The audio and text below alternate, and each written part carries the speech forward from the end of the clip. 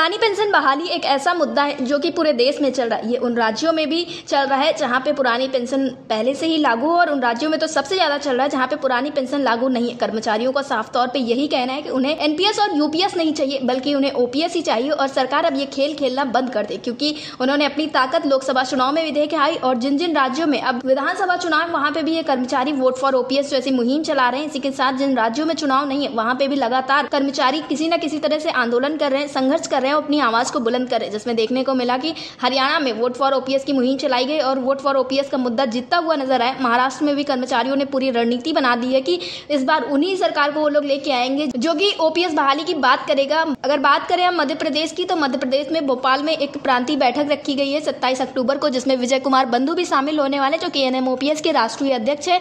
और कुछ अहम मुद्दों पर बातचीत होगी, कुछ अहम बिंदुओं पर बातचीत होगी, जिसके बाद कर्मचारी 15 दिसंबर को दिल्ली महाधिवेशन में पहुंचेंगे और आगे की पूरी रूपरेखा तय की जाएगी। ज्यादा जानकारी देते हुए राष्ट्रीय सचिव प्रांताध्यक्ष परमानंद डेहरिया जी ने क्या कुछ कहा, आप भी सुनिए। परमानंद जी, आपका हमारे चैनल अटल टीवी पे बहुत बहुत स्वागत है जी। बहुत बहुत धन्यवाद मैडम जी।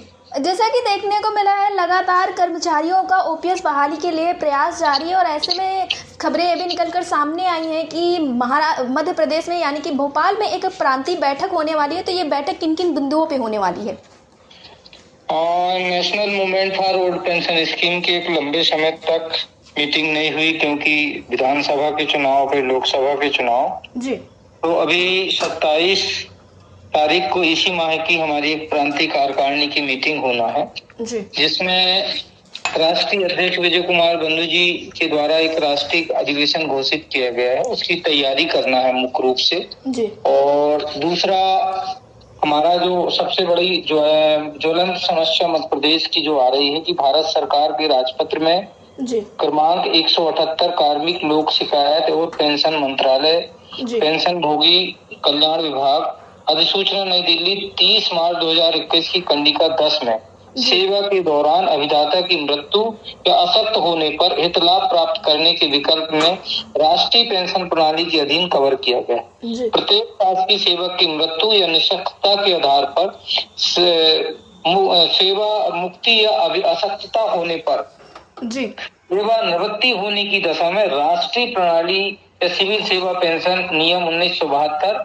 या केंद्रीय सेवा पेंशन असाधारण पेंशन नियम 1939 के अधीन हित लाभ पाने के लिए प्रारूप 1 का विकल्प प्रयोग का उल्लेख किया गया है। तो इसका सीधी भाषा में ये है कि सेवा के दौरान मृतक शासकीय सेवक और निःशक्तता के कारण जो पुरानी पेंशन की व्यवस्था की जो बात है वो माननीय पीएफआरडी के जो चेयरमैन है श्रीमान दीपक मोहंती और मध्य प्रदेश शासन के सम्माननीय मुख्यमंत्री डॉक्टर मोहन यादव जी के समक्ष एक ज्ञापन दे करके इस बिंदु पे भी चर्चा करने का जी। अभी 15 तारीख को एक दिल्ली में महाधिवेशन होना है जो कि 15 दिसंबर को है, तो उसमें क्या मध्य प्रदेश से भी आप लोग आने वाले हैं और कौन कौन वहां से आने वाला है?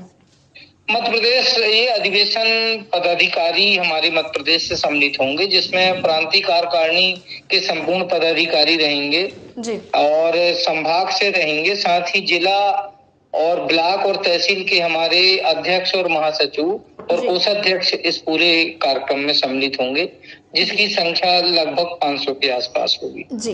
परमानंद जी, ऐसा देखा गया है कि ओपीएस बहाली के लिए लगातार कर्मचारी अपना प्रदर्शन कर रहे हैं, लगातार संघर्ष कर रहे हैं। ऐसे में हरियाणा में अभी वोट फॉर ओपीएस जैसे प्रोग्राम चलाए गए हैं। वहीं बात करें अगर महाराष्ट्र की, तो महाराष्ट्र में भी विधानसभा चुनाव है और कर्मचारी आमरण अनशन कर रहे थे, जिसके बाद उसमें देखा गया कि विपक्ष के द्वारा उनको आश्वासन दिया गया, लेकिन सत्ता पक्ष के द्वारा कुछ भी नहीं कहा गया है। तो ऐसे में आप अपने साथियों को क्या कुछ संदेश देना चाहेंगे? हमारे साथियों को यही संदेश है कि हमारी लड़ाई आदरणीय विजय कुमार बंधु जी के नेतृत्व में national movement for old pension में एनपीएस निजीकरण भारत छोड़ो आंदोलन चलाया जा रहा है। इसमें जुड़े, इसमें सहयोग करें और निश्चित ही आने वाले भविष्य में पुरानी पेंशन बहाल होगी। बंधु जी का कहना है कि 110% पुरानी पेंशन बहाल होगी और भारत सरकार इसे माननीय मोदी जी इसमें जरूर विचार करेंगे और पेंशन बहाल होगी।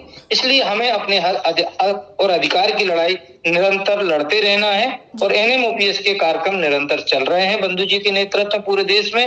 अभी आपने हरियाणा के चुनाव के परिणाम देखे, वोट फॉर ओपीएस का नारा दिया, और अभी महाराष्ट्र के चुनाव, महाराष्ट्र है, झारखंड है, जो भी चुनाव हो रहे हैं इनमें भी हमें बड़ी उम्मीद है कि आने वाले भविष्य में पुरानी पेंशन बहाल होगी। इसलिए भारत का जो 1 करोड़ कर्मचारी आशान्वित है और मैं कर्मचारी से निवेदन करूंगा कि वो इस आंदोलन से जुड़े और इसमें सहयोग करें और अपने हक और अधिकार की लड़ाई लड़ें।